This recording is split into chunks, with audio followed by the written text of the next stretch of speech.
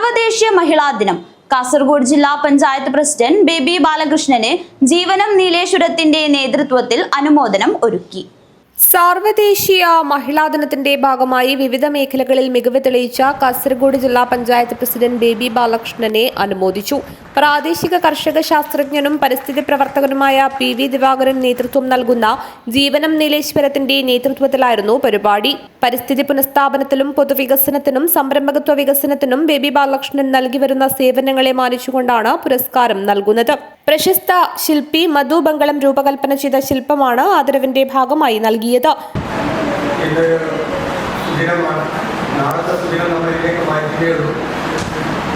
ഞാൻ ഒരു 4 വർഷമായിട്ട് പ്രമുഖ വിവിധ മേഖലകളിൽ കഴിവ് തെളിയിച്ച വ്യക്തികളെ സ്ത്രീകളെ ഞാൻ ആദരിച്ചിരിക്കുകയാണ്.